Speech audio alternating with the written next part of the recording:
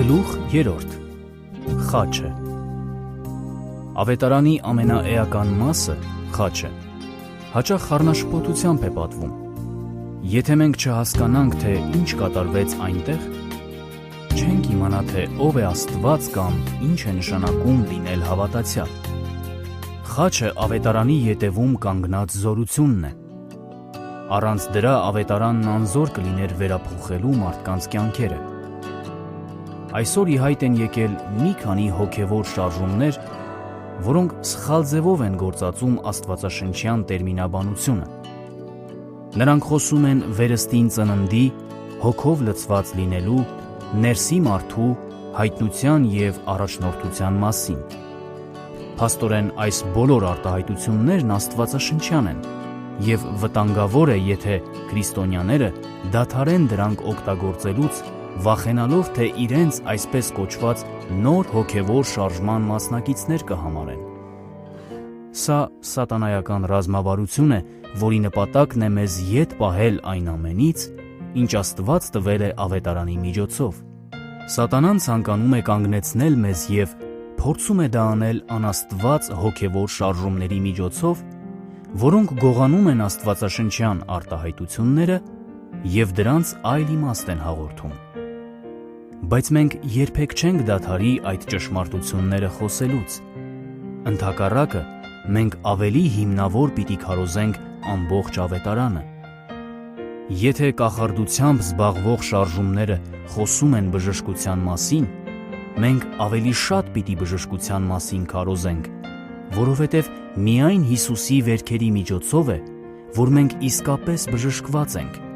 Հիմա վախից նահանջելու ժամանակը չէ։ Մենք պիտի քարոզենք ավետարանը ավելի համարձակությամբ, քան երբևէ, որպեսզի տղամարդիկ և կանայք տեսնեն, որ միայն Հիսուսը նրանց տալու բան ունի։ Այս բոլոր հոգևոր շարժումները խուսափում են Քրիստոսի խաչից։ Նրանց համար անտանելի է, երբ խոսվում է արյան մասին, և նրանք չեն հասկանում փրկագնումը։ Բոլոր սուտ կրոնները մերժում են Հիսուսի վերքերն ու արյունը և մշտապես իրենց հարձակումներն ուղղում են այս փաստերի դեմ։ Սա դժվար թե զարմանալի լինի, քանի որ միայն Հիսուսի արյան, խաչի և փրկագնող մահվան միջոցով է սատանան պարտված։ Նա հուսահատորեն հարձակվում է, որովհետև արյունն այն զենքն է, որ նրան պարտության մատնեց։ Այդ պատճառով նա միշտ փորձում է սահմանել նոր կրոններ և փիլիսոփայություններ, որոնք հիմնված են չակերտավորացված խորը գիտության վրա, այլ ոչ թե Գողգոթայի փրկագնող աշխատանքի։ Կորինթացիների առաջին թղթի 1:17 և 18-ում Պողոսն ասում է. «Որովհետև Քրիստոսը չուղարկեց ինձ մկրտելու, այլ ավետարանը քարոզելու, ոչ թե խոսքի իմաստությամբ, որպեսզի ունայն չլինի Քրիստոսի խաչը, որովհետև խաչի խոսքը կորածների համար հիմարություն է, բայց մեզ, փրկվածներիս համար, Աստծո զորությունն է»։ Հիսուսը եկավ մահանալու։ Խաչի ուղերձը հիմարություն է սատանայի համար, բայց մեզ համար այն Աստծո զորությունն է, որ տանում է փրկության։ Նույնիսկ Պողոսը, երբ եկավ Կորինթոս, ասաց, որ միտքը չէր դրել մի ուրիշ բան գիտենալ, բայց միայն Հիսուս Քրիստոսին և այն էլ խաչվածին։ Կորինթացիների առաջին թուղթ 2:2։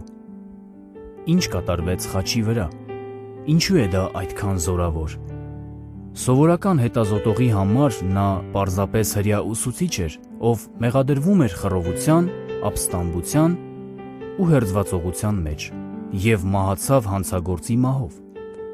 Շատ մարդիկ նույն ձևով խաչվել էին մինչև այդ և կխաչվեին հետագայում։ Աշխարհիկ պատմաբանի համար նա պարզապես մեկն էր շատ ուրիշների մեջ, բայց Աստծո համար նա բոլորովին ուրիշ էր։ Նա եկավ աշխարհ որպես զոհաբերվող գառ։ Հովհաննես Մկրտիչը նրա մասին ասում է. «Ահա Աստծո գառը, որ վեր է առնում աշխարհի մեղքը»։ Հովհաննեսի ավետարան 1:29։ Հիսուսը կանխամտածված եկավ մահանալու։ Մարիամը հղիացավ Սուրբ Հոգուց և ծնվեց Հիսուսը։ Նա խոսքն էր, որ մարմին դարձավ։ Նա 100% Աստված էր և 100% մարդ։ Նա և Աստծո որդին էր, և մարդու որդին։ Սուրբ Հոգին իջավ նրա վրա աղավնու պես։ Այն Հիսուսին, որ Նազարեթից է, թե ինչպես նրան Աստված Սուրբ Հոգով և զորությունով օծեց, որ ման եկավ բարի անելով և սատանայից բոլոր հարստահարվածներին բժշկելով, որովհետև Աստված նրա հետ էր։ Գործք Առաքելոց 10:38։ Նա սովորեցնում էր և քարոզում, նա նշաններ ու հրաշքներ էր գործում։ Նա բժշկում էր հիվանդներին և դուրս հանում չար ոգիներին։ Որպես Աստծո որդի Հիսուսը ցույց էր տալիս, թե ով է Հայրն իրականում, որքան բարի է նա և որն է նրա կամքը։ Նա Աստծո փառքի լույսն է և նրա էության նկարագիրը։ Եբրայեցիների 1:3։ Երբ մարդիկ տեսնում էին, թե ինչ է Հիսուսն անում, նրանք տեսնում էին Աստծուն։ Հիսուսը նաև մարդու որդի էր։ Երբ մարդիկ տեսնում էին, թե ինչ է նա անում և լսում էին, թե ինչ է նա ասում, տեսնում էին, թե ինչպիսին պիտի լինի մարդը։ Նրանք տեսնում էին Աստծո սկզբնական մտադրությունը մարդկային ցեղի համար։ Ինչևէ Հիսուսը միայն չեկավ մարդկանց մեջ ապրելու, բարի անելու և օրինակ լինելու։ Հիսուսը եկավ նրանց համար մահանալու։ Մարդը թողել էր Աստծուն և ընկել մեղքի մեջ։ Այդ մասին կարող ես կարդալ Հռոմեացիների 3:23-ում։ Մեղքի միջոցով մահը մտավ աշխարհ, և իր ապստամբության պատճառով մարդը կորցրեց շփումն Աստծո հետ։ Կարող ես կարդալ Հռոմեացիների 6:23-ում։ Նախ նա հոգևորապես մահացավ։ Կարող ես կարդալ Եփեսացիների 2:1-ում։ Այնուհետև ֆիզիկապես, և այսպիսով առանց Աստծո նա հավիտյան կորած էր։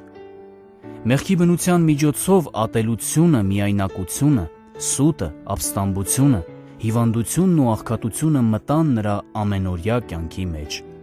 Մարդու խիղճը սկսեց ասել նրան, որ նա անմեղ չէ Աստծո առջև, և մեղքի զգացումը, վախն ու անհանգստությունը դարձան նրա ամենօրյա կերակուրը։ Մեղքով շղթայված նա գերի դարձավ այս աշխարհի իշխանին՝ սատանային։ Փախուստն անհնար էր։ Ինչ կատարվեց խաչի վրա։ Որևէ մեկը բավական ուժեղ, իմաստուն կամ լավը չէր, որ փակեր Աստծո հետ ունեցած պարտքը։ Որևէ մեկը չէր կարող ազատել իրեն այն բանտից, որտեղ ինքը գտնվում էր։ Ինչ-որ մեկը պիտի օգներ նրան։ Ինչ-որ մեկը պիտի վճարեր նրա փրկագինը։ Մարդասիրությունը, կրոնականությունն ու նոր, այսպես կոչված հոգևոր շարժումներն առարկում են սրան։ Մարմինը հրաժարվում է ընդունել այն փաստը, որ ինքն իրեն չի կարող փրկել։ Չվերածնված մարդը ցանկանում է իր սեփական փրկիչը լինել։ Նա հազարավոր ճանապարհներ է փորձում ռոք երաժշտությունից մինչև յոգա, ազատ սեքսից մինչև ինքնամերժում, ինքնահաստատումից ու մարդասիրությունից մինչև սոցիալիզմ և պացիֆիզմ, բայց նա երբեք հաջողություն չի ունենում։ Մարդը չի կարող վերականգնել Աստծո հրամանի խախտումը կամ վճարել իր պարտքը, և այդ պատճառով Աստված ուղարկեց իր իսկ որդուն։ Հիսուսը եկավ մահանալու։ Հռոմեացիների 6:23-ում գրված է, որ մեղքի վարձքը մահն է։ Կամ մարդն է մահանում և հավերժ կորչում, կամ մեկ ուրիշն է մահանում նրա փոխարեն։ Որտեղ։ Խաչի վրա։ Եթե սովորական մարդ մահանար, գինը երբեք չէր վճարվի, որովհետև մարդը երբեք չի կարող վճարել իր սեփական պարտքը։ Աստված ինքը չէր կարող մեռնել գինը վճարելու համար, որովհետև մարդն էր մեղք գործել։ Այդ պատճառով Հիսուսը եկավ որպես և Աստված, և մարդ։ Նա ամբողջությամբ մարդ էր և կարող էր մահանալ որպես մարդկային ներկայացուցիչ։ Նա նաև ամբողջությամբ Աստված էր, առանց մարդկությանը պաշարող մեղքի, ուստի նա կարող էր մահանալ մեր փոխարեն։ Հիսուսը խաչի վրա մահացավ որպես մեզ փոխարինող։ Նա անմեղ էր, բայց մյուսների պարտքն իր վրա վերցրեց։ Հիսուսը հոժարությամբ կրեց մյուս մարդկանց մեղքերը և դարձավ զոհաբերվող գառ, մեղքի զոհ։ Որովհետև Աստված նրան, որ մեղք չգիտեր, մեզ համար մեղք արավ, որ մենք Աստծո արդարությունը լինենք նրանում։ Կորնթացիների 2-րդ թուղթ 5:21։ Որ ինքը մեր մեղքերն իր մարմնում խաչափայտի վրա բարձրացրեց, որ մեղքերից հեռանալով արդարության համար ապրենք, որ նրա խոցերով բժշկվեցիք։ Պետրոսի առաջին թուղթ 2:24։ Որովհետև Քրիստոսն էլ մեկ անգամ մեղքերի համար չարչարվեց, անգլերենում մահացավ, այն արդարն անարդարների համար, որ մեզ մոտեցնի Աստծուն, որ թեև մեռավ մարմնով, բայց կենդանի եղավ հոգով։ Պետրոսի առաջին թուղթ 3:18։ Մենք մեղավոր էինք և պետք է մահանայինք այդ խաչի վրա,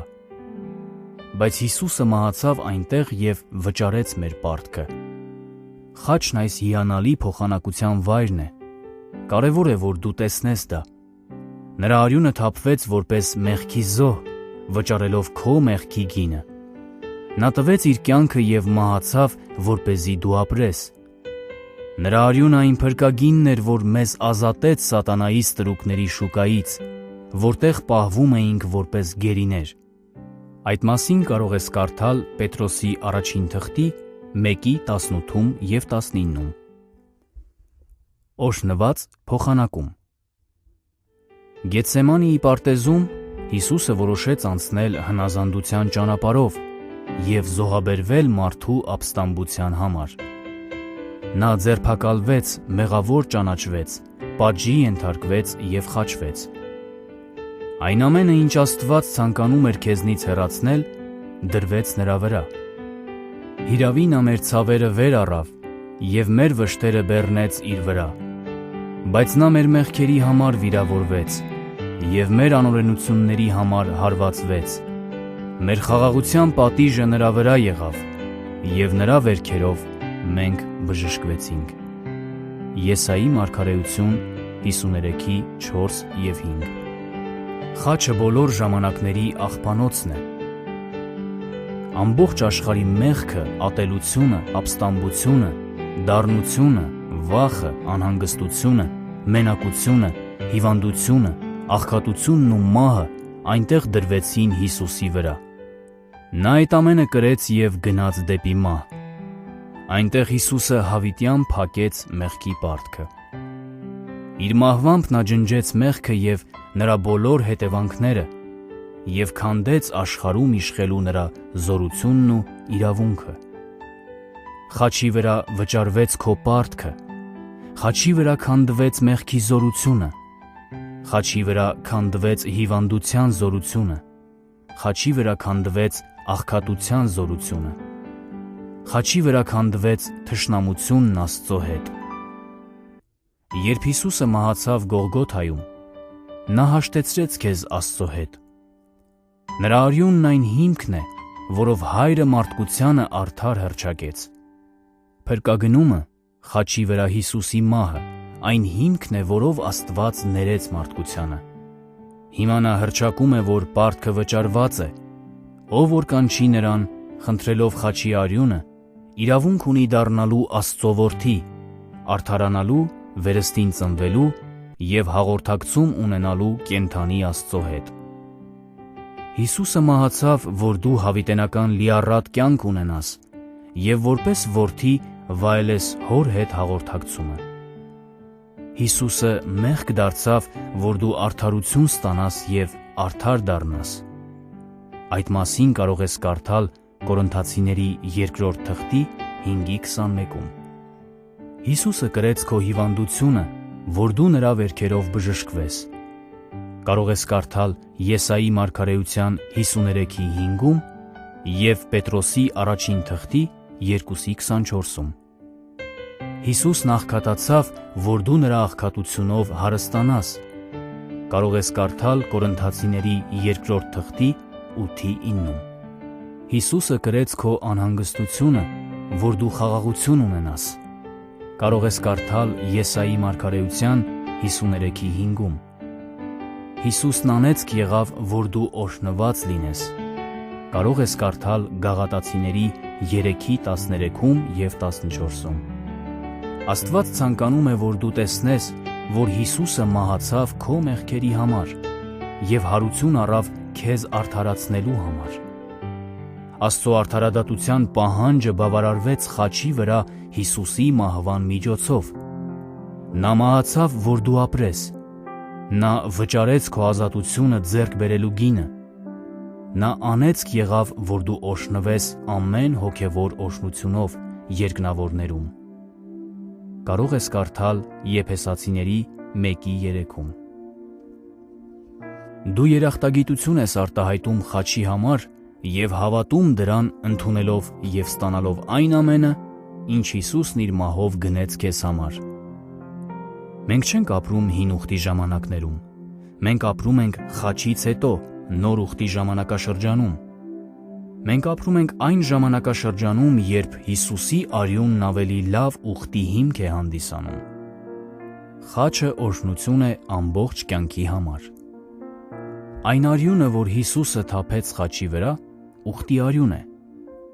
Այն ավելի լավ ուխտի երաշխիք է և անկյունաքար, Հիսուսով ավելի լավ խոստումների վրա հիմնված։ Այդ մասին կարող ես կարդալ Եբրայեցիների 8:6-ում։ Քրիստոսը նոր ուխտի միջնորդ է, որ երբ որ մահը եղավ այն առաջին ուխտի ժամանակում գործված հանցանքների քավության համար, խոստմունքն առնեն հավիտենական ժառանգության կանչվածները։ Եբրայեցիների 9:15։ Նոր ուխտը խոստմունքներ և օրհնություններ է պարունակում կյանքի ամեն բնագավառի համար։ Հիսուսը թափեց իր արյունը, վճարեց փրկագինը և պարտության մատնեց սատանային։ Սա է հիմքը, որ Աստծո խոստումներն իրականություն դառնան քո կյանքում։ Հաղթանակը հասանելի է քեզ, և հոգու մեջ կյանքը սպասում է քեզ։ Հիսուսը մահացավ, որ դու կարողանաս վերապրել նոր ուխտի օրհնությունները։ Այսօր նա նստած է Հոր աջ կողմը, բարեխոսելով քեզ համար, աղոթելով, որ դու ստանաս այն ամենը, ինչ նա ցանկանում է տալ քեզ իր մահվան միջոցով։ Այդ մասին կարող ես կարդալ Հռոմեացիների 8:34-ում և 7:25-ում։ Նա խաչի վրա հսկայական գին վճարեց քեզ համար և ցանկանում է, որ այդ փրկության ամբողջ օգուտը քոնը լինի։ Նա իր վրա կրեց այնպիսի ծանր բեռ, որ մենք հավանաբար երբեք լիովին չենք հասկանա, թե իրականում ինչի միջով նա անցավ։ Նա ճաշակեց մեղքի և թշվառության դառնությունը, որպեսզի մենք ճաշակենք օրհնության քաղցրությունը։ Մի դիմադրիր նրան, ինչ նա առաջարկում է քեզ։ Փոխարենը պատվիր նրան ընդունելով և ստանալով այն, ինչ նա հասանելի դարձրեց քեզ իր մահվամբ։ Հիսուսն ուրախանում է, երբ մենք պատվում ենք խաչը, ընդունելով այն ամենը, ինչ նա ապահովել է մեզ համար։ Նրա օրհնությունները թանկարժեք են, դրանք ձեռք են բերվել նրա կյանքի գնով։ Մի վերաբերվիր դրանց իմիջայլոց, ընդունիր դրանք անկեղծ և գոհացող սրտով։ Ինչպես արձագանքել Աստծո առաջարկած կյանքին։ Երբ լսեցիր այս աուդիոգիրքը և հասկացար, թե ինչ է Հիսուսն արել քեզ համար, դու պիտի որոշես կամ ընդունել կամ մերժել Աստծուն։ Նա սիրում է քեզ և ակնկալում է, որ դառնաս դեպի իրեն։ Նա ցանկանում է իրեն անձամբ հայտնել քեզ։ Որոշում կայացրու, խոնարհեցրու քեզ և քայլ արա դեպի փրկություն։ Խոսիր Աստծո հետ և բարձրաձայն ասա այս աղոթքը. Հիսուս, ես հավատում եմ, որ դու մահացար խաչի վրա իմ մեղքերի և հանցանքների համար։ Ես հավատում եմ, որ դու հարություն առար մեռելներից և հիմա կենդանի ես։ Ես խնդրում եմ, որ ներես իմ բոլոր մեղքերը։ Շնորհակալություն, որ ներում ես ինձ։ Եկ իմ կյանքի մեջ և դարձրու ինձ նոր արարած։ Ես ընդունում եմ քեզ որպես իմ Տեր և Փրկիչ։ Շնորհակալություն, որ դու նաև բժշկում ես ինձ և ազատում խավարի բոլոր ուժերից։ Շնորհակալություն, Աստված, կյանքս փոխելու և ինձ օրհնելու համար։ Հիմա ես քո զավակն եմ, որովհետև ընդունել եմ Հիսուսին որպես իմ փրկիչ։ Շնորհակալություն հավիտենական կյանքի համար։ Հիսուսի անունով, ամեն։ Եթե բերանովդ Հիսուսին Տեր դավանես և սրտումդ հավատաս, թե Աստված հարություն տվեց նրան մեռելներից, կապրես, որովհետև սրտով հավատում ենք արդարանալու համար և բերանով դավանում փրկվելու համար։ Քանի որ ամեն մեկը, ով որ Տիրոջ անունը կանչի, կապրի, անգլերենում կփրկվի։ Այդ մասին կարող ես կարդալ Հռոմեացիների 10:9, 10 և 13-ում։